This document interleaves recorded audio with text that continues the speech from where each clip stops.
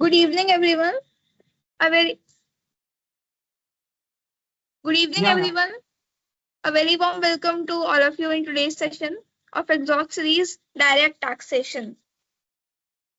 Direct taxes are something we all deal with in one way or another, whether through income, property, or other earnings. From individual contributions to corporate obligations, they form a crucial link between taxpayers, the government, and the nation's development. Today, we are honored to have with us Ghanshyam Nayak sir, who is a qualified CA with over 3 years of experience in audits, taxation, and compliance. He trained at CVK and Associates, working on statutory audits, GST fillings, and litigation matters. His vision is to build a modern CA practice that supports businesses with GST advice, SME audits, and complete compliance solutions. With that, I am delighted to invite Ghanshyam sir to take over and carry forward this session on direct taxation.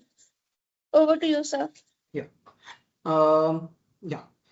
So, excuse me. Yeah. Yeah.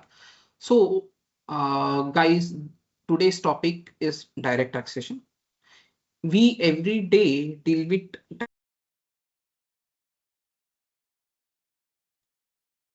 So your mic, you became unmuted. Okay. Okay. Yeah. Muted. Am I audible? Yeah. Just a minute. Yes, sir. So, uh, yeah. Give me a second. Yeah. So, income taxes is something that every one of us deals in our day-to-day life. You guys, when you start earning your income, you get your first internship, you later on you get your job, first job, then you change your jobs. As your salary grows, income taxes become a crucial part of your total wealth management, whether it is daily transactions, whether it is investments, whether it is special transactions like buying a house or some inheritance that you receive. Everything comes under a purview of income tax.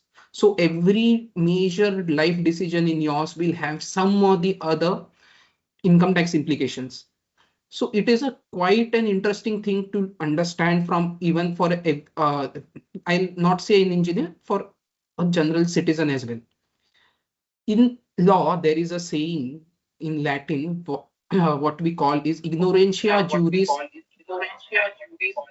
Excuse me, could you mute your mics?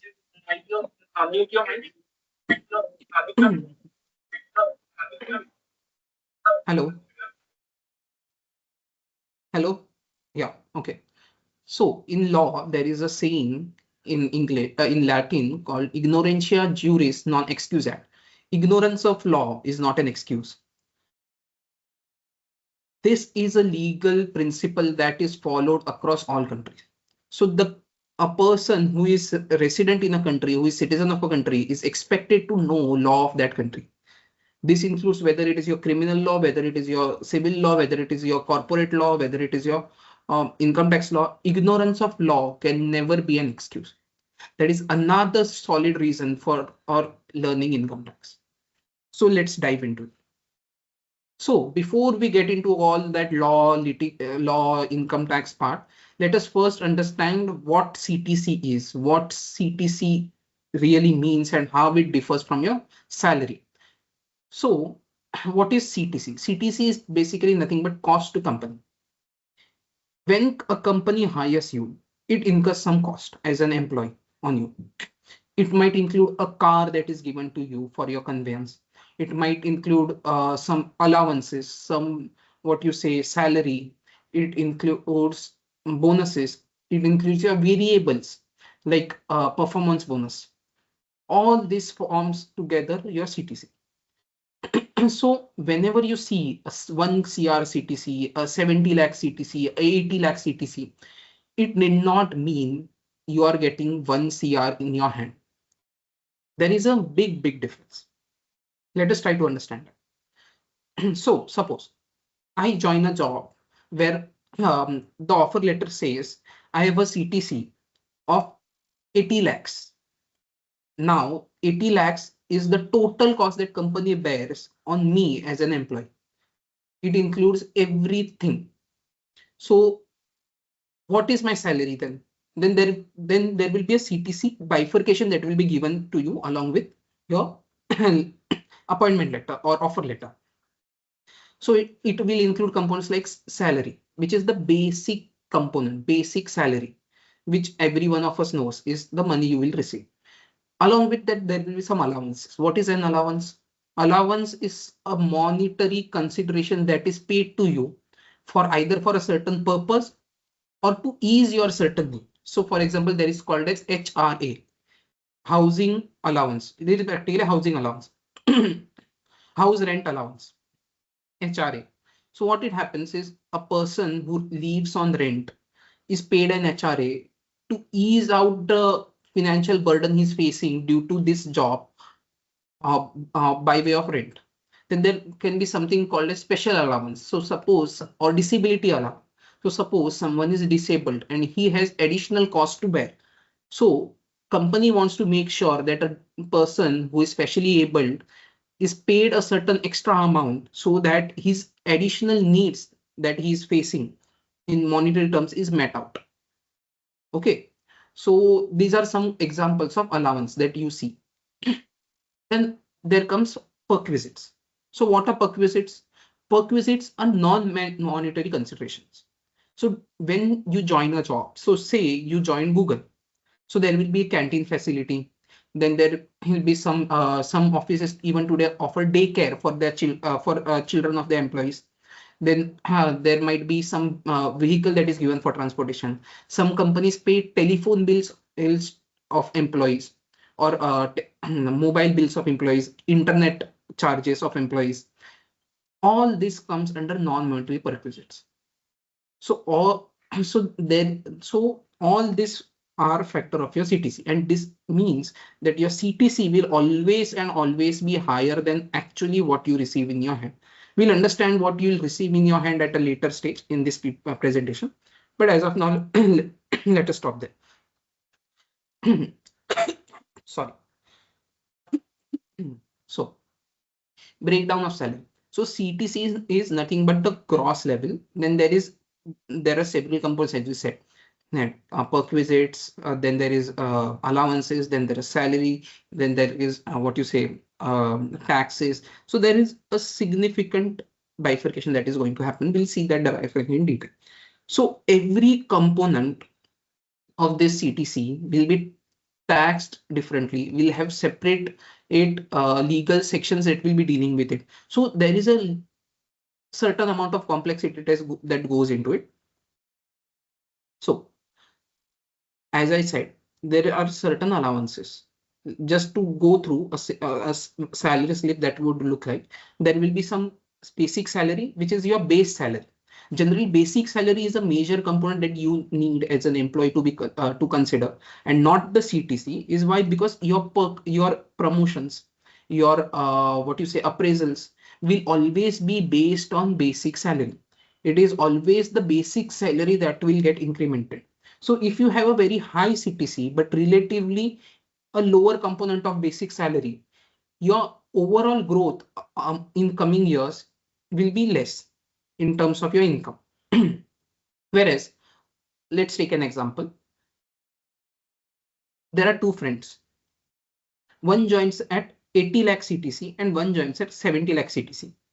The person at 70 lakh CTC has a basic salary of what you say 50 lakhs a year, and a person who joins at 80 lakh CTC has a basic salary of 40 lakhs a year.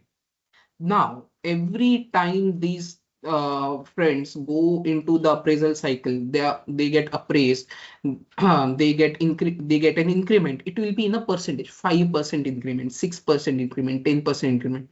Now this increment, and whenever given, is applied on the basic salary. So the 50,000 salary, 50 lakh salary will be increased, suppose by 5% by 50 and become 55 lakhs. Whereas the 40 lakh salary, basic salary, will be incremented by 4 lakhs and will become 44 lakhs. So overall growth that you see, despite higher CTC, the second friend will face a lower increment in his overall salary. So that is why basic salary becomes a major component. Now, why do you think are these components made? There are two reasons. One, CTC looks good on paper. If you say I give a salary of 5 lakhs and I say I give a CTC of 10 lakhs, it makes a huge difference. Bigger the numbers, the better better it is a prospect to attract more employees. So always CTC is something that will be quoted in what you say your employment flyers, your advertisements that companies put out, the what you say everything that publicity part. If you deal with in respect of HR, it will always quote CTC and it will rarely quote your salary, because that is why you show a bigger number and you attract more applicants.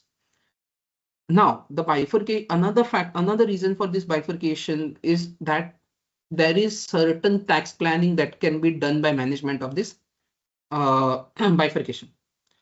Best example is HRA. So HRA is nothing but house rent allowance.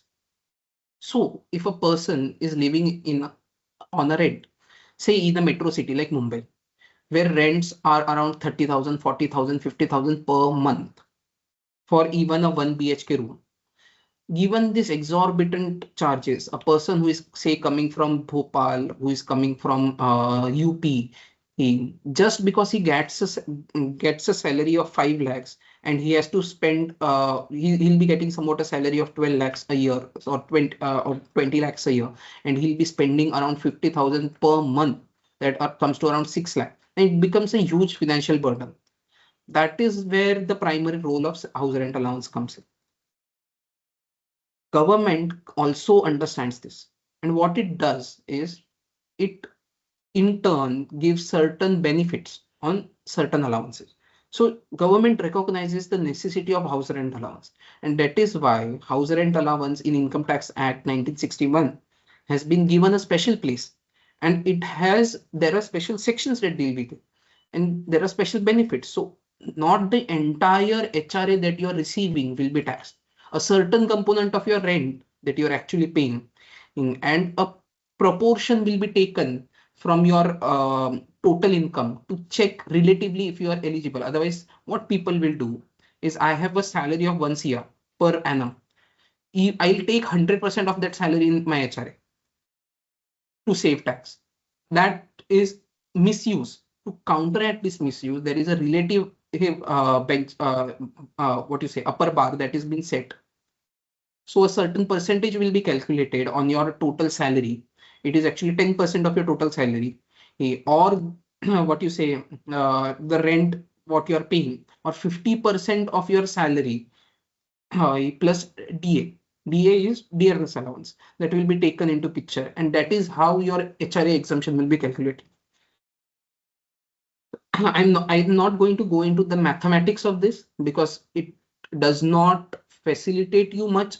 And secondly, if you want to go into matter, we could conduct a separate session, because just to take what you say, explain you the mathematics, the arithmetics of what you say a single salary head, it will take more than one lecture. We as CAs go through at least 10 to 12 3 hours of lectures.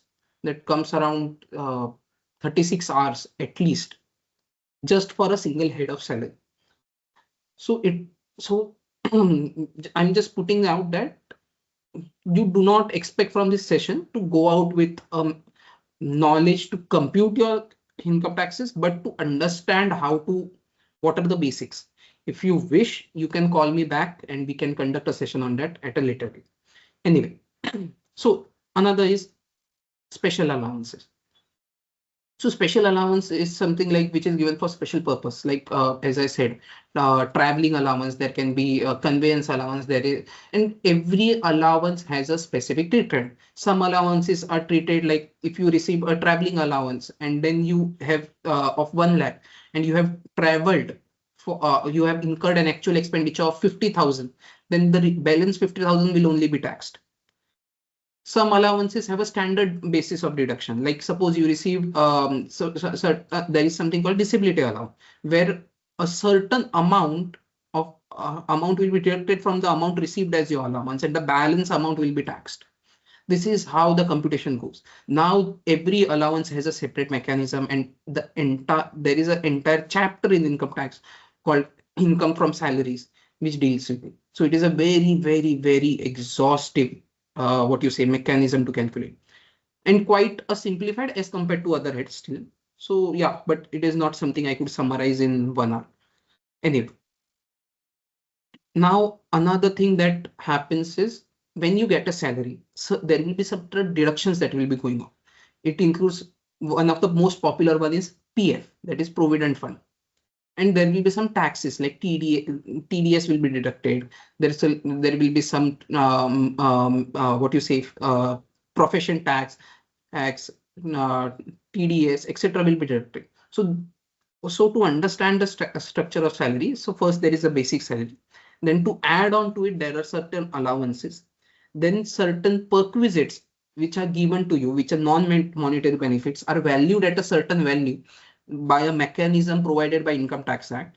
That value is added to your CTC. After that, there are certain deductions that go out, certain contributions you have to make statutorily, like such as Provident Fund. It is a compulsory contribution that every employee and employer has to make. So that will go. So yeah. Hello? Was someone saying something? Yeah. So there will be certain contributions that you will be making that will be deducted. Then there will be certain taxes you have to pay. Primarily, this is one is called as TDS, that is tax deduction at source. And second is what you say, a profession tax that will be deducted. So these elements are deducted. Now, what you are left with is called your take home salary or your in hand salary. That is what gets credited into your bank account. But does it mean these taxes and these funds go to waste, contributions go to waste? Then no. There is a certain mechanism to look after. We'll speak with it later. Yeah. So, as I said, let us summarize it. CTC is nothing but cost to company. There is salary, there are allowances, there are perquisites, which comprises your CTC. There will be certain deductions that will go from your CTC that you have to pay to government and other authorities. Okay. Now, in-hand salary is always your CTC minus your value of your non-monetary perquisites minus your contributions to funds like PF. Then there is profession tax. Then the ESIC, that is Employee State Insurance Corporation. Then there is LWF, that is Labor Welfare Fund. So these are certain and what you say contributions that government asks your employer to deduct from your salary and pay it to certain funds. And certain amount goes even from the employer side. So just let's take an example of PF and employer PF. So PF is deducted on your basic salary plus your dearness allowance into 12%. Okay. Now there will be an employee's contribution which is deducted from your salary. Along with that, your employer will also contribute an equivalent amount. Okay, so these two contributions get deposited into with Provident Fund Authority, and when you retire, when you serve a substantial period of time, that amount gets paid to you. You can encash that amount, or you can take an advance loan against that amount. That is how you utilize that. So it is a benefit that is what government says. If today you give entire salary to your employee, he is going to spend it everywhere. So when he retires, he will have no money. Then it will become a social nuisance. So there needs to be certain social security. Everyone must have a social security as a term. So Provident Fund is a mechanism of providing social security, where government asks your employer to deduct certain amount, contribute an equivalent amount, and then pays you on your retirement, to keep it simplified. So this is how PF works. Now, recognizing that in even Income Tax Act recognizes these these expenses and provides deductions to these contributions. We'll speak about it at a later time. So for when it comes to your in-hand salary, there will be your CTC, which will include another important thing. Let me stop the discussion here, and just another thing about your CTC will also include your employer's contribution. Okay, so say you have a salary of 1 lakh per annum, and let us for simplicity assume it is completely basic salary, 1 lakh per month. So assuming it is a basic salary, so every month 12,000 will be deducted from your PF by you, and will be deducted from your salary and paid to government. Your employer will also deduct a equivalent amount of 12,000 and pay it to government. So what is your CTC for the company? Kindly shoot the answers, please.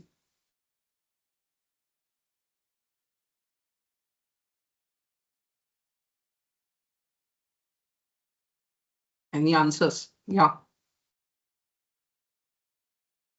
24,000. No, what is your CTC? CTC, raise your hands and unmute and say. 1 lakh of salary, 12,000 was deducted from your salary, and employer contributed 12 lakhs separately. What is your CTC?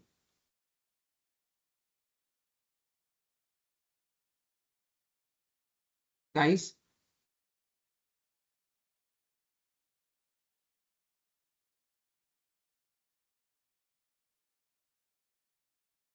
Any answers? Just a minute.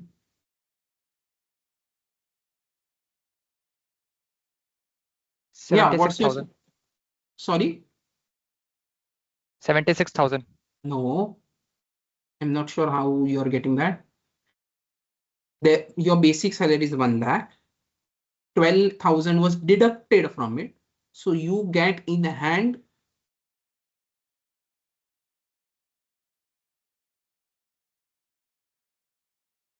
88,000, right? 88,000. Yeah.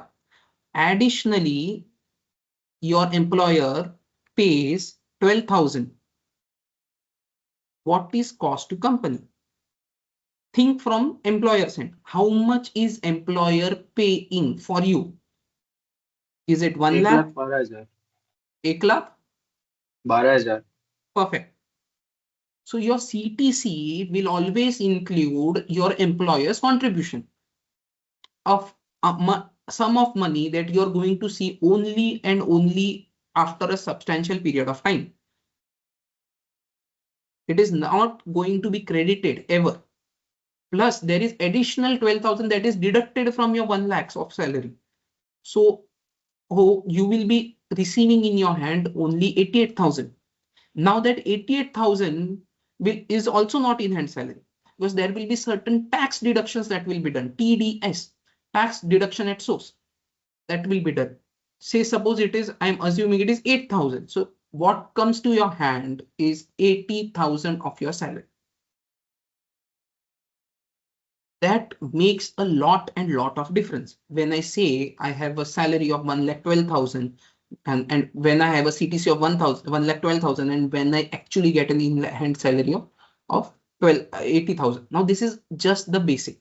There will be also PT that will be going from your salary. There might be ESIC and LWF that might be deducted. If you have monetary perquisites, that CTC value includes certain benefits that you have received for which are not received in your monetary terms. Say, another simplified example, I have a salary of 1 lakh. I received a Lamborghini from Infosys. I am the CEO. I receive a salary of 1 CR per month and I get a Lamborghini along with it. So what Income Tax Act does is it has a mechanism of calculating what is the value of the benefits that an employee derive from that Lamborghini. By way of that mechanism, say hypothetically, the value comes at 15 lakhs per annum. So what is my CTC? Is 1 CR 15 lakhs. what I'll be receiving in hand is 1 CR minus my PF, minus my PT, minus my ESIC, minus my TDS, as minus any other deductions that are going to happen. So I'll never ever see 1 crore or 12 lakhs ever in my bank account. So that is an important part. So you should, what a major thing what youngsters miss is they go for CTC and never look at in-hand component. So in-hand component plays a major role because that is what you actually get to spend, right? You can't, and the balance part is either going to be received by you at a very later date or is never going to be received by you. It is an expenditure, to be honest. So your planning, financial planning is crucially affected by this. Okay. And as I said, every part of your salary component gets taxed differently.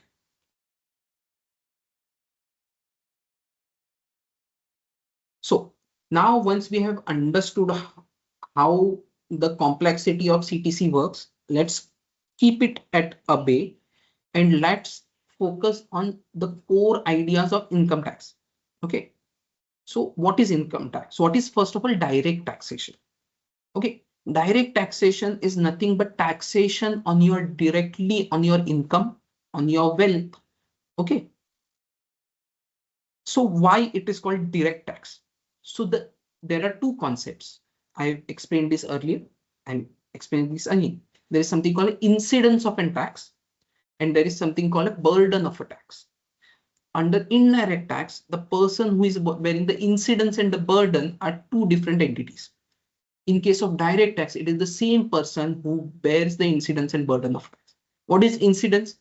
It is responsibility to pay tax, or from whom government will collect the tax. And burden of tax is who actually bears the burden of tax, who actually bears the tax. In case of direct taxation, it is always the same person. That is the key distinction between direct and indirect taxes. In GST or say customs, it will be the business who collects the tax. Thus, incidence is on business, but the burden is on the consumer because he is who at end of the day is going to bear the tax. So what constitutes direct taxation in India? So a while back, it included a lot of acts. It included wealth tax, it included gift tax, it included income tax, which we note even today. Then there was there is still something which is still there, which still forms, is called a Black Money Act.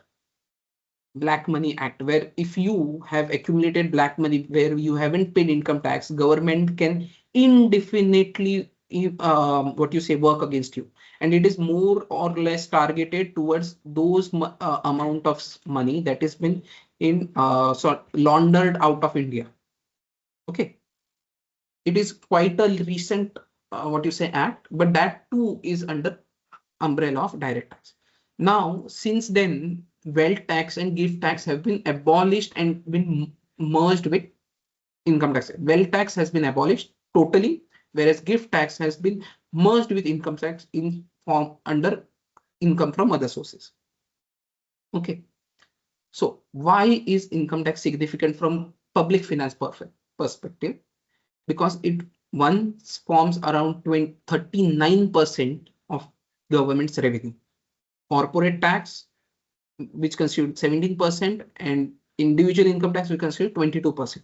Another major factor that you can see here is that this is the first economic survey in a while where income tax collections have exceeded corporate tax collection. And it has been significantly challenging on part of individuals. Earlier, it was always corporate tax used to be higher or equivalent. That is why Indian companies did not see quite a boom as you see in US or UK, where every person has his own company. Every professional goes into corporate form of business. That is why a lot of business still in India are what you say individual based, are in firms, are in such categories which are not quite structured. Anyway,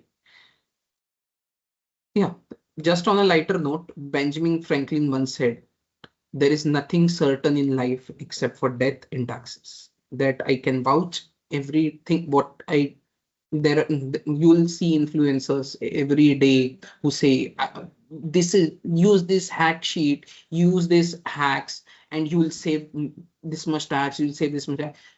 Total bullshit. No other better word. Bullshit.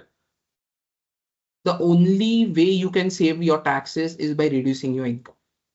You can plan your taxes. You can never bring it to zero. So say you have a tax liability of 1 lakh, you can bring it down might be to 80,000, 70,000, 50,000. But at no point of time you can bring it to zero. Just by what you say, changing your expenditure or your what you say investments. It is rare and rare of a possibility. So don't think ki I'll earn us 1 CR of an income and I'll take home 1 CR. There will always be tax. As the income increases, saving tax becomes more and more challenging. Anyway, so before we get into this, there are a few basic terminologies that you need to understand. First is budget. What is a budget? So then, so in a budget, the finance minister and the finance department of government of India proposes an amendment in Income Tax Act. And the second part of budget that a lot of people miss, which is quite what you say insightful, if I would say, not crucial but insightful, is called economic survey. So it is always budget and economic survey of financial year of so and so, financial year so and so. So that is how it is planned. Now, so what happens is, will it be fair if I call you today, if finance minister calls you today and say, okay, in last month you have earned 1 lakh, now pay 80,000 on it. Is it valid to say to declare your taxation policies after that income is earned? No, it isn't. So what government does is, before the income is being earned, it declares in its budget, which earlier it used to be the last working day of February, which has been shifted to 1st February. So on 1st Feb every year since 2016 or 17, finance minister will have his budget speech where it will discuss it. There will be discussion in Lok Sabha about the budget. A budget document will be released, which then will be approved by the Lok Sabha, and by way of that approval becomes what you say the core document that amends the original income tax act, and thereby the income tax act, amended income tax act, becomes applicable for your next financial year. Okay, so budget is always declared on 1 Feb. So say in a hypothetical example, well, what budget will, let us understand what budget will be applicable for which year. Okay, so if budget is declared on 1st Feb, it will be applicable for income earned from 1st of April 25 to 31st March 26. Okay. Now, this period of 1st April to 31st March 26 is called previous year. This is a legal terminology that has been borrowed right from what you say English Income Tax Acts, which erstwhile British Acts, and it has stuck with us. Another key thing that you need to understand is what is an assessment year. Okay, so what is an assessment year? So it is the period when your assessment of your income takes place. So what happens is you earn an income in 25-26, and then government, and you file your returns, you do everything. Then that is when the government sits down checks your income tax calculation, assesses your income tax calculation, and says whether it is right or wrong. That year is called assessment year. So a lot of procedures in income tax is governed by assessment year. So many times you will see if you go to file a return, it will be always AY, which AY you want to file for, which assessment year you want to file for. So always remember the income which you are for which you are filing return is the year immediately before the assessment year. Okay. Previous year is a period which is immediately before the assessment year, just for your simplicity. So if you anytime see an assessment year of 26, 27, it means same year as previous year 25, 26. Assessment year 26, 27 means same thing as previous year 25, 26.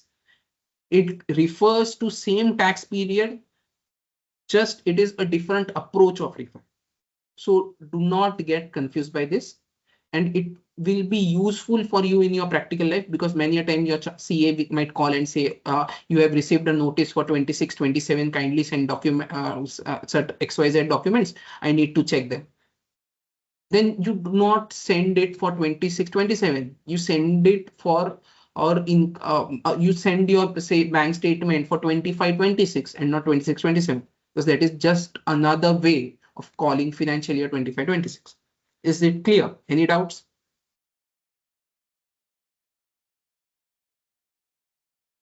Any doubts?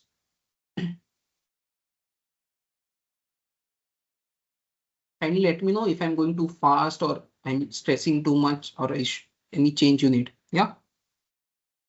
Is it clear? Yes, sir, it's clear. Yeah. Okay. Okay. So let us understand how Income Tax Act as such a structure. So every taxation act or every taxation legislature has two principal, what you say, constituents. One is called its charging section, which tells you what is to be taxed, and one is called as machinery section, which tells you how it will be taxed. Say, let us take an example of salary. Okay, in case of salary, there is a charging section which tells you that when there is an employee-employer relationship, that is when you will be taxed under this head of salary. So that is the charging section for that, what you say, head. Now, how HRA will be taxed, or how basic salary will be taxed, what will be the, what you say, standard deduction amounts, these all are governed by individual machinery section. So for an income to be taxed, there always should be a charging section and the machinery section. If there is one and there is absence of other, your income cannot be taxed, and you have a very strong case that you can fight against such circumstances. Okay, this was just the legal basics that I feel as a individual everyone should be aware. Okay, so how income tax structure is there in India? So income in India, there is, your total income will always be classified under subhead, under heads of income. There are 5 heads of income under which it will be classified. One, that is income from salaries. This includes anything and everything you have received from your employer, whether in employment or whether after employment. Even pension comes under income from salaries. Even if you are no longer an employee of that organization, still you had an employee-employer relationship. That is why anything and everything that is paid, whether it is ESOPs, everyone must have heard ESOPs, or what you say, sweat equity. Yeah, have you guys heard about such thing? Sweat equity, ESOPs, employee share options. These all come under the head of income from salaries, and all of this will be taxed. Okay. Now, second is income from house property. Just to give you a clear idea, what is a house property? So for anything to be a house property, there should be a building, okay, or a part thereof, and there should be land. if I am taking rent for say a playground, which is just without any civil structure, that will never come under income from house properties. It will go to another section, we'll see which section, but it will not come under income from house properties. Okay, so for anything to come under house property, it should always have a civil structure and a land. It might be sometime that there is only civil structure. Say you have leased a flat and you have sublet the flat. You don't own the land. Land is owned by the society. You own only a single flat. Even then it will come under house property. But that civil structure is a must need. Okay. Then there comes what most of you might, some of you might at some day encounter, is called as profits, PGBP, that is profits and gains from business and profession. So all your business income, your FNO income, if anyone has ever traded in shares, options, option trading and all, it comes under this head. Okay. Speculative income. Speculative income is nothing but where you do speculation about something and you earn, like you speculate about your FNO. That is futures and options. So those all items come under head of business and profession. Even I, as a chartered accountant, if I have my own independent practice, I'll be earning, my income will be taxed under this head and not head of salaries. This is same for doctors. This is same for actors, or what you say, even the plumber that comes to your home. Everyone who is into business or profession will be taxed under this head. Okay, then there is something called capital gains. Now, Income Tax Act has exhaustively defined what is a capital asset. Okay, just I'll throw a few things. Let's see if you get it. If you don't, leave it. Okay, so in India, agricultural land, if it is in rural area, is not a capital asset, so it is never taxed. But agricultural land in say an urban area is taxed under capital gain. It is a capital asset and will be taxed under capital gain. Another thing that you might you need to understand is there is something called as personal effects. Okay, so suppose you live in a house, your mother cooks food, then there will be some utensils that you use for your everyday. There will be a cupboard that you use. Okay, so say suddenly you decide that you want to renovate your house. You sell your cupboard, you sell your utensils, and you buy a new one. Is the income received by you by selling those utensils, you're selling that cupboard, your capital gains income? Because those are capital assets. Is it? Then what government says is those are your personal effects and thus those are not your capital assets. You can't say there are certain exclusions that have been given. So you can't say my car is my, personal effect. It will always be a capital asset. So things are specifically added, whereas certain things are specifically let out for ease of people. Okay, so say okay, that's not needed. Okay, yeah. So the last head that comes and which is sort of the miscellaneous head of entire thing is called income from other source. This is where your gifts go. This is where your other incomes go. This is where your interest income goes. This is where your dividend income goes. So all the incomes that do not fit under any of the above heads will automatically come under this. So you cannot ever escape income tax. So any income that you have received will always be taxed under some or the other head. As I said, if I have only a vacant land which I have leased out, then that rent will again come under income from other sources. If I'm working with someone, but it is not an employee-employer relationship, it is say some other arrangement, then again it comes under income from other sources. That is how this functions. Now we have understood what is the classification of income. Let us understand what is the classification of the tax that will be levied on that income. So just give you an overall view. So first there is basic tax, which everyone must have heard, that slab rates 10%, 30%, about 10 lakh 30%, below 2 lakh 50 0%. These are called slab rates. Okay. Then there is another category of your subcategory of basic tax, which are called special rate, which are flat rates to be applied on certain income. Generally, these are applicable to non-residents and capital gain. The entire, almost the entire of your capital gains, whether it is your shares, whether it is your even your ULIPs, IPs, your you sell a car, you sell a building, you sell a house, all this comes under capital gain, and those will be taxed at a flat rate.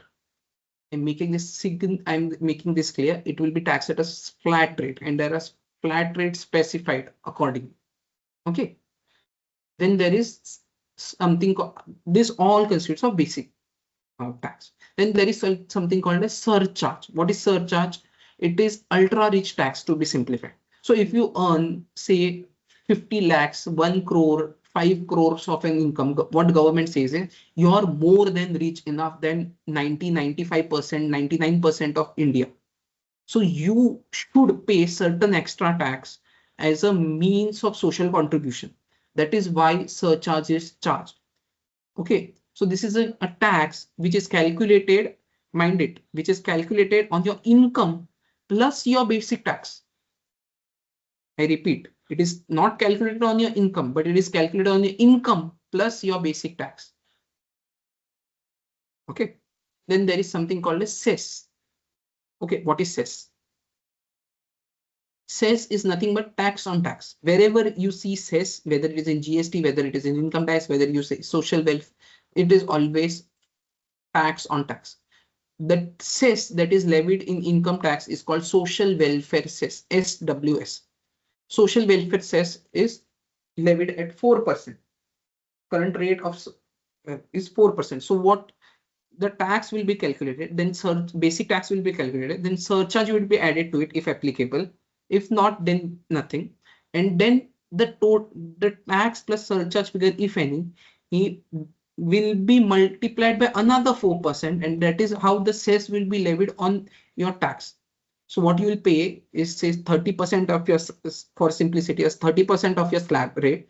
Then suppose a 10% surcharge of your 10% surcharge, and then 4%. So how much does it happen? So suppose you have an income of 100 rupees. Your basic tax is 30%, right? So it comes to 30 rupees. Then you'll pay a surcharge of 10%, which comes to 100 into 10%, that comes to 10 rupees. And then over your your 30 rupees of basic tax plus your 10 rupees of surcharge will be subject to 4% of cess. That comes around 1.6 rupees. So total what you have paid as tax is 1.6 as cess, 10 rupees as surcharge, and 30 rupees as your basic tax. So in total of 100, you have paid 41.6 rupees as tax. So your average rate of tax is 41.6. Okay, so this is how the current tax regime for individuals work. So I've given here this for simplicity. I'll say I've shared this PPT with Garvita and team, so they can share it to the they can put it in chat for perusal of participants. If you wish, we can do an exercise at end of the session if we have some time on calculation how this works. But this is how it functions. It is slab rates. Just without wasting time, let's understand it is slab rate. So what happens is, if I say you have an income of 10 lakhs, okay, not the entire 10 lakhs will be subjected to 30%, right? First 2,50,000 will be subjected to zero rate of tax. Then the balance 2,50,000 that comes to base between 2,50,000 and 2,50,001 rupee to 5 lakhs, which is the additional 2,50,000, will be taxed at 5%, which comes to 12,500. Now the balance 5 lakhs will be taxed at 20%. That at 5, that comes to 12,000 plus 20% of 55 lakhs, that comes to 1,12,500. That is how your basic tax will be for, at an income of 10 lakhs. Then you will pay an additional surcharge, if any. But up to 10 lakhs, there is no surcharge. Surcharge begins from 50 lakhs and above. So you are not ultra rich, you don't pay what you say surcharge, but you will be levied a 4% cess. So your 1,12,500, sorry, 1,12,500, it will be levied a 4% surcharge, which comes to 4,500, and then that will be added, and you pay a total tax of 1,17,000. That is how this income tax calculation works. Okay. Now there are currently two regimes that are working. One is called as old regime, and what one is now popularly known as new regime is actually 115 BAC. That is the actual section under which this regime is. So what I'll just explain you a brief history and a basic idea of this. We can't go into deep of it, but just for basic. So earlier, what used to happen since 1961, since inception of Income Tax Act, at several points of time, and this act has been amended. And every time, due to some social necessity, some government objectives, certain benefits were given, certain deductions have been given under different heads. Then there is another chapter itself which deals with deductions called Chapter 6A, where you have 80C deductions about your what you say investments, your certain expenditures are deductible. So these all deductions have been accumulated, and there comes around 50 to 100 deductions will be there in across Income Tax Act or more. I'm just saying it. There will be even more if you put together, if you start taking a list. So all these deductions were there. So it made income tax calculation very, very, very complicated. So say if I earn rupees 1 lakh, okay, then there is a huge complexity on your deduction level. Say I get a deduction of 30,000 and I have an income of 70,000. Now this income of 70,000 will be levied to certain rate of tax, right? So what used to happen? Our tax rate used to look bigger than they actually are. Okay. So if suppose you pay a tax of what you say 1,12,500 on an income of 15 lakhs. Let's take an hypothetical example. Your income is 15 lakhs. 5 lakhs is your what you say chapter 6A deductions. So it comes down to 10 lakhs. And on 10 lakh, you pay a tax of 1,12,500. Okay, so keeping it basic, let's discuss only basic tax, assuming simplicity. So if you divide 1,12,500 by what you say 15 lakhs, sorry, if you see what it appears is there is a tax rate of 20%, right? Which is exorbitant on international terms. Now, if you actually see you have earned an income of 15 lakhs, let's take it into denominator, and 1,12,500 is your tax paid. Let's divide. It comes around, just a minute. Yeah, it comes around 7.5%. Why this significant change? For two reasons. One, slab rates, and two, your deductions. You have enjoyed deductions of say 5 lakhs.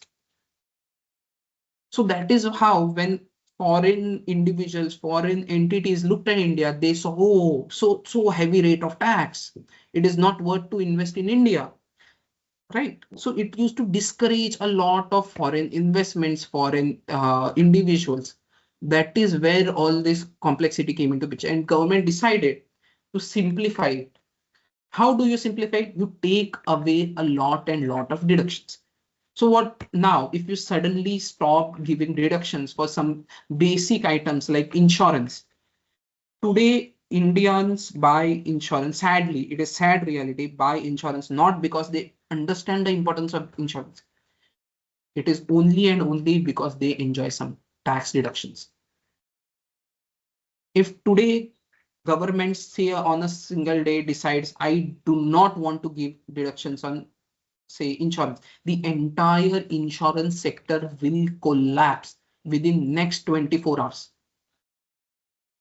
you will see a lot of people defaulting on their insurance payments, and when it comes, and then resultantly companies won't have funds to pay out those who have suffered some accident or who have died of some unfortunate accident incidents.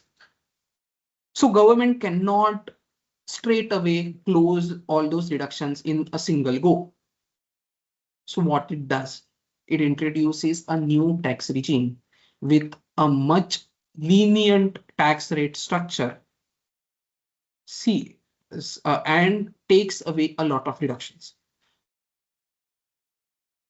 And then government gives you an option, whether you want to go into old regime or whether you want to go into new tax regime. As of today, I'll just say about the status of today. In new tax regime is the default tax regime. So another thing that every individual must make sure is to make a comparative analysis of which of the tax regime is beneficial. Because if you select a tax regime and you have certain incomes in your year's portfolio, then it gets freezed. You can not opt out of it that easily. Okay, there are some options, but those are very rare options. It's not getting complexity, but yeah. So governments wants you to shift to new tax regime, but it is essential as an individual to guard your interests by making sure that you analyze which of the tax regime is beneficial for you, and whether is it worth it to go into new tax regime while foregoing all the deductions, or whether it is worth to stay in old tax regime with higher tax rate and enjoy the reductions. It is a call that needs to be made very carefully when you file a return.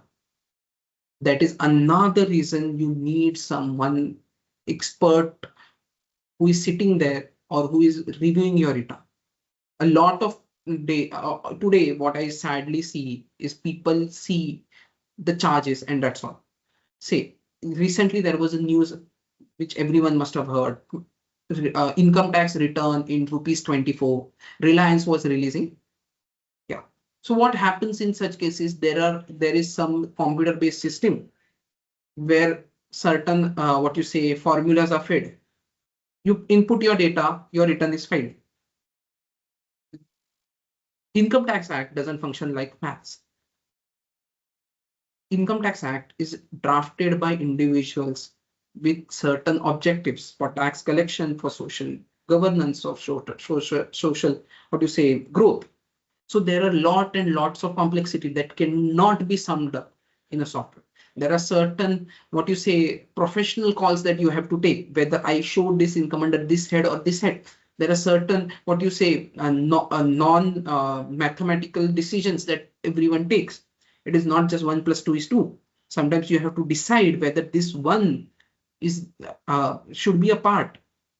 Okay, there are some legal issues, there are some complexities that needs to be taken care.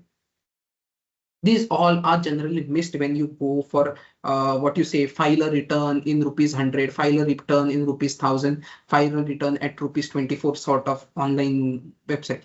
And when the income tax department finds your returns, it finds it erroneous, it sends you a notice, and that is where all these companies shut the road.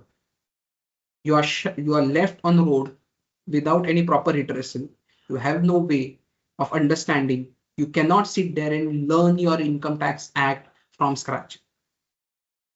That is where you need to spend a bit on professionals. I'm not saying this as a chartered accountant. Personally, I have hardly been practicing in income tax, but even that, I'm just saying it as an individual. Spend a bit on your income tax return. It is not an expenditure, it is an investment that you make. And you'll see it once you start earning your income. A wrong return will give you so much of your trouble than paying back. Oh, and another thing, you give some professional fee. It is not to reduce your tax, it is to file it in a professional manner. Okay, so that you do not face future hassles. Certain times clients go for short-term benefits. I am filing a return. I am aware of the company and it's or say individual's entire year's what you say transactions. So I know how it should be filed. Then suddenly someone comes and says, you see an online forum, you say file a return with me, I'll give you an income tax refund. Whereas my calculations show payable. Many times refunds get credited under such returns, and that is when the department comes knocking at your door, asking not just to refund that refund, but asks to refund certain to pay some interest on it, and sometimes even penalize you for filing wrong returns. So these all legal actions can happen against you. And if you are unable to pay, there can be proceedings against you. You can be taken out to court, then jail. There is a lot that can happen. Anyway, let's not get that serious. Yeah. Now, what we have understand is what is basic composition of income, what is basic composition of your taxes, what are slab rates, and now I need you to understand certain basic concepts. These concepts are crucial as a citizen more than an income tax payer. First, who is taxed? I'll give you a sort of a formula. If you are Indian resident, you will be taxed. If your income is received in India, you will be taxed. Okay. So there is an entire chapter in income tax on residence. There is an elaborate mechanism of determining your residence. But let us take the most prima facie condition to determine who is a resident.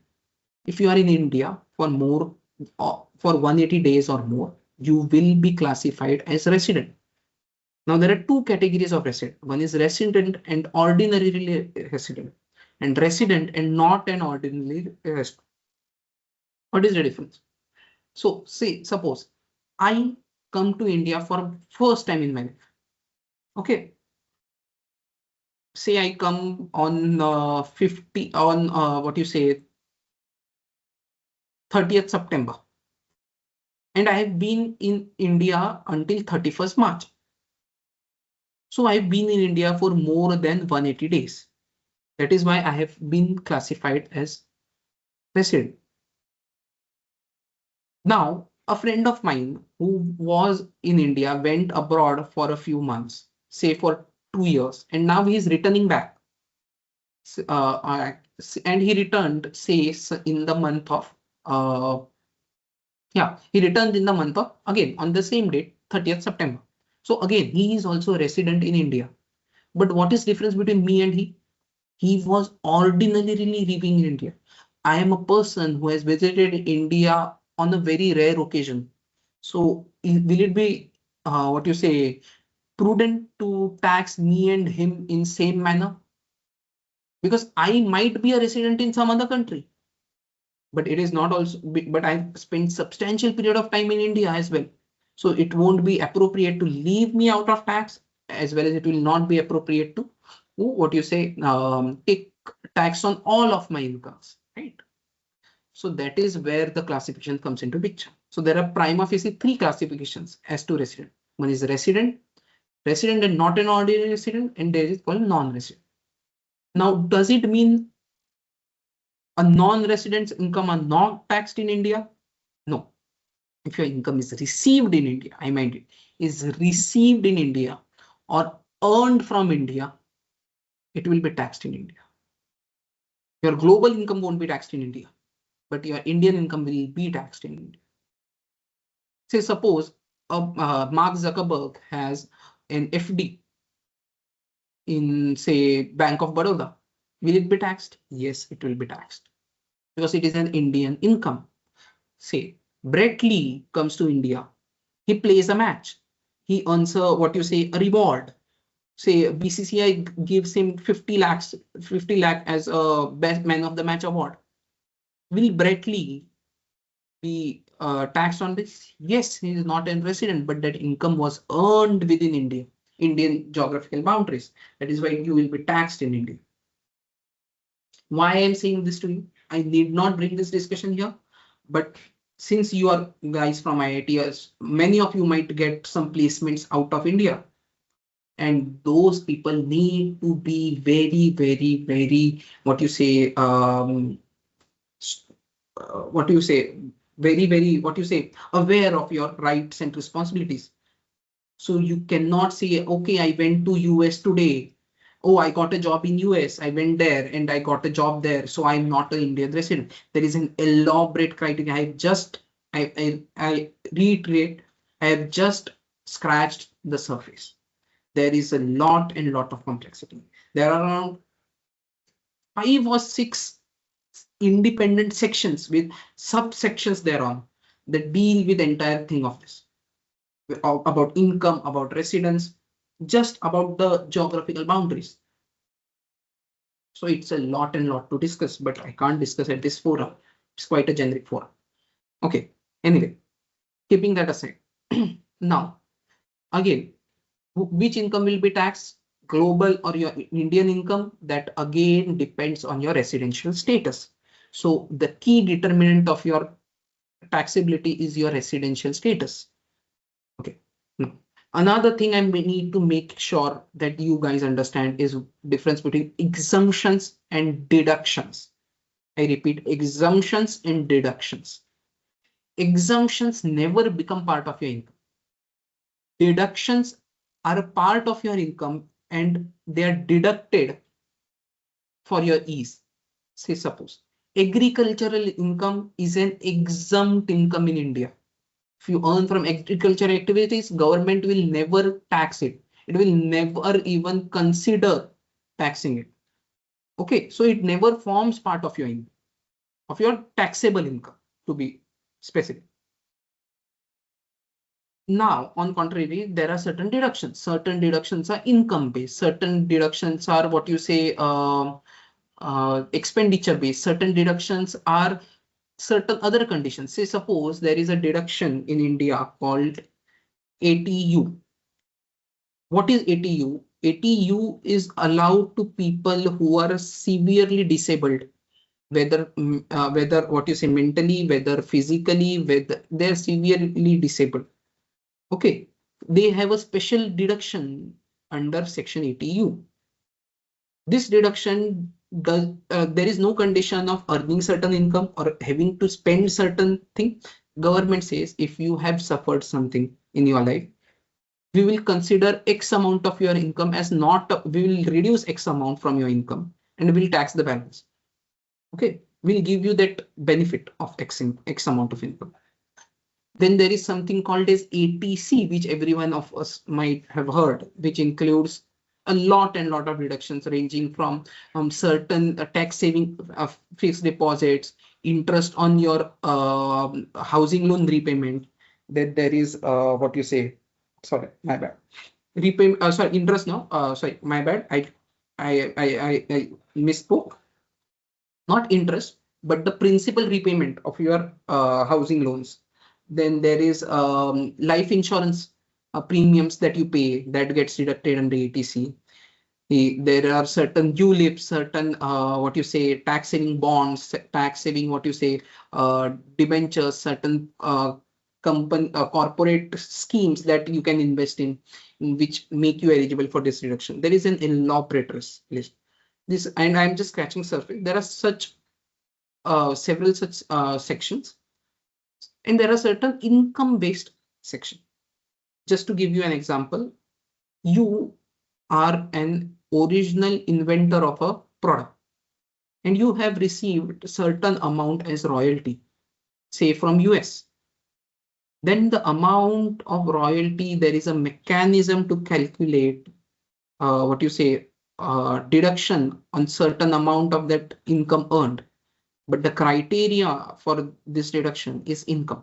So there are 3 categories of deduction: income based, expenditure based, and others. And try to give a few examples of each, but this is not all. There are a lot of complexities there. I've been saying that again and again, not to scare you off, just to make you aware that don't go out and start giving financial advices or what you say following something blindly. let us understand what documents as such you need to file a simple income tax return. So first of all, you need something called as bank statement. Then another thing that I just missed out my mind from mentioning is you need a PAN card. What is PAN? It's permanent account number. Okay, so don't never ever say PAN number. It is like saying permanent account number. It makes no sense. Okay, so it is PAN card or only PAN if you want to refer to the number. So there is a PAN that is a unique identity that has been given to you by Income Tax Department. That is sort of your identity for all your income tax proceedings, income tax returns, everything. And it is necessary document that you need to quote in all your major financial activities, whether it is opening of a bank account, whether it is buying of a car or what you say, purchase of a house, anything. All your major financial decisions require PAN. So PAN is the foremost important document that needs to be there for you to file a return. Okay. Then what do you need? You need a bank statement. Then another thing you need is something called as AIS. That is Annual Information Statement, and something called as 26AS. This is TDS summary. And there is something called as Form 60. Let us understand the importance of these three statements. So what happens? You suppose join a job, say at Infosys. You get salary, you do certain expenditures, say you take a housing loan and you purchase a house which gets registered with you register that agreement of that purchase, okay, with the registrar of your state. Then you do certain share trading, you buy and sell certain shares, you do certain FNO trading, okay, with say a broker called Motilal Oswal. Okay, then you make certain investment in say some mutual fund, say Parag Parikh. Now all these transactions, what you have done, have been linked to your PAN because you have quoted the PAN in either in KYC or either in your documents, and it is a necessary regulatory. If you do not quote it, there are certain penalties that could be applied to you. There are certain proceedings that can happen against you. So don't go away thinking that and I'll not quote my PAN and I'll get away with tax evasion. It won't happen. It doesn't function like that. It is a necessity without which you cannot function. So PAN will be reported to all these entities. Now, whether it's Motilal Oswal, whether it is Parag Parikh, whether it is your registrar of your or immovable of your building or your flat, whether it is your employer, everyone reports the transactions with you to government, right? So government has an idea of what you have done, what things you have been messing around throughout the year. So what government does is, I'll use this, what you say, intelligence, and later I'll probe you. I'll do another thing. I'll give you that information on day one so that you do not cheat. Okay. That is how this AIS, Annual Information Statement, comes into picture. This is a summary of all your activities that have been reported to government. Now, sometimes banks have 50,000, 60,000, 1 lakh, 5 lakh, 60 lakhs of customers. So there are reporting errors. They are correctable, but yes, everything you do in today's world gets reported to Income Tax Department. So you cannot get away with tax. That is why I said there is everything, nothing is certain in life except for death and tax. Okay. So what is 26 years? So what happens is during all these transactions, certain people are authorized to deduct certain amount of tax and pay it to government. Like your employer deducts your TDS. You purchase purchase a building or a house property. Then the seller of that house property, as a buyer of a house property, you are responsible to deduct some TDS. Okay, as a buyer, you are responsible to deduct some TDS and pay it to government. And you do certain transactions on what you say. You sell certain investments, then you have a capital gain. That there are certain provisions to deduct TDS on it. Say you earn a dividend, then companies are obligated to deduct certain TDS on it. So a lot of financial transactions are subjected to TDS. We'll understand the purpose of TDS in a bit, but yeah, all this gets summarized in a document called 26AS that gets populated on your income tax login portal. Then there is something called as Form 16. This is also a part of 26AS, but that is another crucial because it provides further details. Okay? So whenever your employer deducts TDS, he'll issue you something called as TDS certificates. This is nothing but Form 16. So this certificate gives you components of various salary components, like what are your allowances. It is practically income tax calculation of only and only your salary heads, based on which your employer has deducted your TDS. So all this put together are very crucial for filing of a return. Excuse me, sir. Yeah. Sir, can we wrap up a little faster due to time constraints? Yeah. I'll just go fast.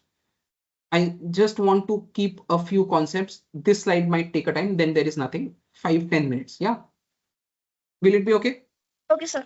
Yeah. Okay. So yeah. Another major item that you need to understand is something called as advanced tax, TDS and TCS. As you see, a taxpayer pays taxes in his assessment year, but government needs funds in the interim period, right? So that is where government collects TDS, TCS and advanced tax. What is TDS? The payer deducts certain amount and pays it to government. What is TCS? Certain payees are required. Who is receiving the money is required to deduct certain amount and pay to government. What is advanced tax? Advanced tax is nothing but you as an assessee are required. What government says, okay, you know what you will earn in this year. On quarterly basis, I repeat, on quarterly basis, you pay certain amount so that your entire year's liability is paid off by the end of March of your previous year. So this is called as advanced tax. If you do not pay advance tax, you will be charged to certain interest. You will be charged to certain penalties. That is how government tries to penalize you for not paying advance tax. So another thing that everyone needs to understand is even if you are earning income, do not wait till income tax return to pay your taxes. There are certain advance tax obligations that need to be discharged from time to time. Okay. Okay. So again, I've spoken about deductions. I've spoken about it. There is nothing much to discuss here. There is some informative figure that I've put that you can review. Yeah. So some tax planning tips. First, make an expense tracker. Daily track your expenditure. It helps not only for income tax purposes, it helps you as a personal finance. Basics 101. Keep all receipts, documents, investment receipts, investment documents, your expenditures file. Make a habit from day one of maintaining a physical file of all your receipts. You make today UPI payments, you received a lot of bill on your mobile phone. Try to forward it to a mail ID or keep it in a folder. All these will be essential if you want to have an effective tax planning mechanism. Okay, donations. Many times you might see you make certain donations to say a Healthcare India, Helpage India, certain NGOs, right? So all these, many of these NGOs are registered under Income Tax Act and might make you eligible for what you say deductions under Income Tax Act. Another thing that I want to bring to your notice is that this every time when you go out to donate, make some charitable donation, make sure you ask whether you are registered under Income Tax Act under ATG. because that not just allows you to get deduction, but what you say, it also establishes the genuineness of a NGO, because a lot of what you say illicit NGOs are functioning around us. Okay, and last but not the least, tax planning starts and year start and not year end. Once you have earned the income, once that previous year has ended, there is nothing that can be done to save your taxes. Anything thereafter is tax evasion and not tax planning. Tax planning within the law framework of law can only be done if you approach your tax consultants before you start earning that, before the start of the year. You should sit with them, you should ask them, okay, during this year I plan to do X, Y, Z. What should I do additionally to plan my taxes? And even certain times you do some spontaneous activity which might be major, say purchasing a house or selling a house property. Always consult your tax consultant, because there are severe implications. You can save lakhs and crores of rupees if you would just approach the right person at right time. Okay, I guess that sums it up. I had to rush last two slides. But yeah, forum is open to discussion. Yeah, Garvita.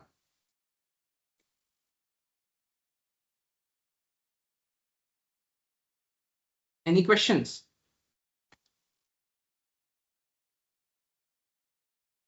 Hello? Any Guys, questions? you may ask your doubts now. Shift to chat.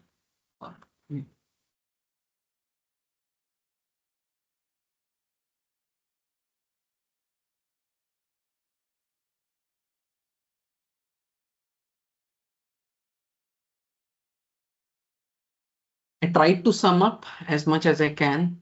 If you wish to have a specific section, a session, say on what you say, how you want to understand the computation, if you want to understand the basics, then please let me know. We could conduct that session as well.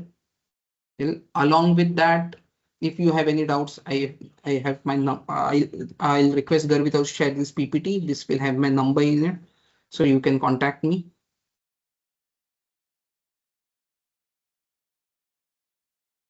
Yeah, Garvita, anything else?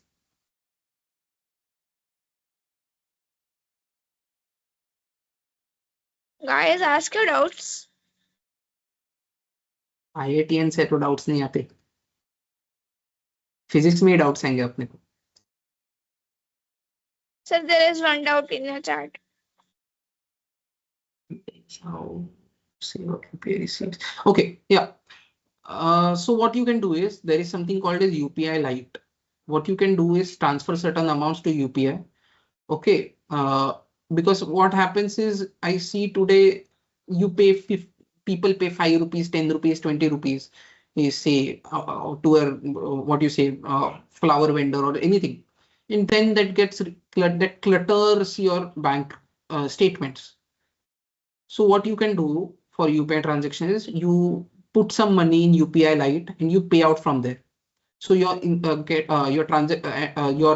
payments do not get what you say clutter. Now, when I mean receipts, obviously घर के सामने वाला चाय वाला या चाय वाला ठेला वाला आपको रिसीट नहीं देगा. But आपके लिए for your personal finance purposes, you need to note that today I have spent X amount on food, X amount on my traveling, X amount on my other expenses, X amount on clothing, X amount on whatever.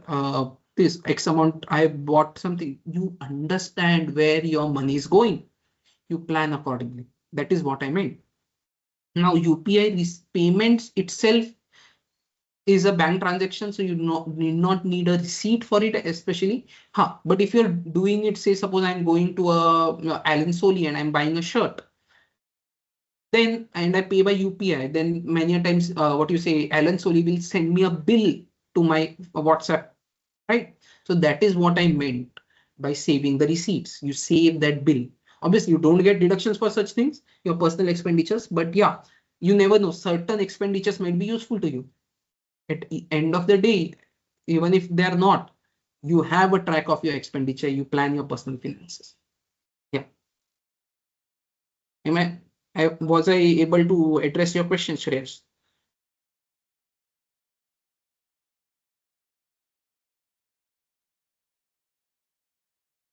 Shreyas, will you type yes or no if you have got it, or you can unmute.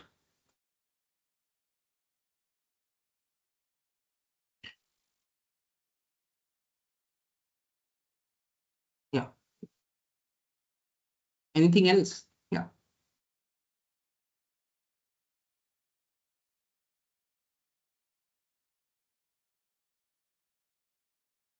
Okay, I think we are done.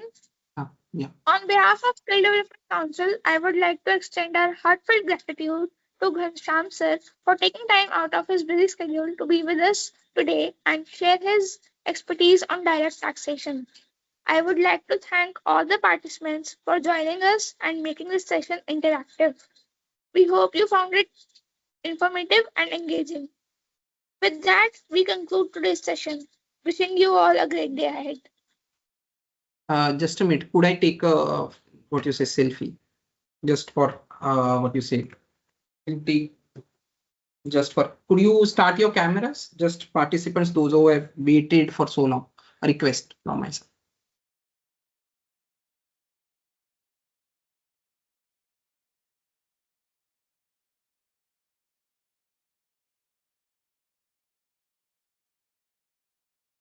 Hartik Chhatre, could you please switch on your camera? It will be a big deal for me. Yeah. Thank you. मुस्कान नेगी, अभिनय अभिनय आप तो last session में भी थे, आप याद हो मुझे. सौरभ, प्रथम गर्ग, या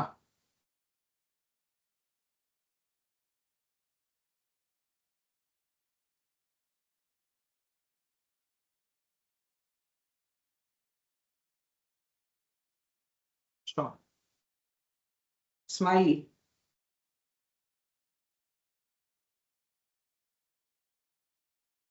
Yeah. Thanks a lot. It was a pleasure speaking for you. It's my, I guess, SCS, this engagement has been my first professionally post qualifications engagement where I've been speaking. I've conducted trainings for what you say professionals, but for students as such, it was my first session. So kindly forgive me if I've made some mistakes, I've gone too far, or I've been boring. Give your feedbacks. I appreciate your feedbacks. I've already shared my number. If you want, I'll put it in chat so that you can share your feedbacks. It will mean a lot and it will help me improve and take such more sessions for you guys. Yeah, I'll put my WhatsApp number here.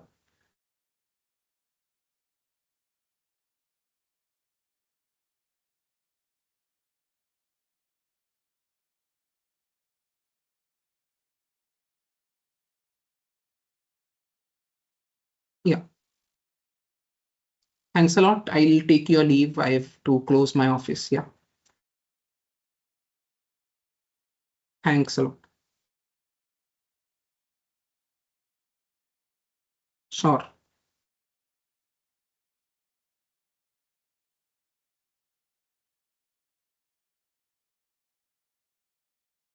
Thank you all guys. I'll take a leave. Bye. Enjoy. Have a good night.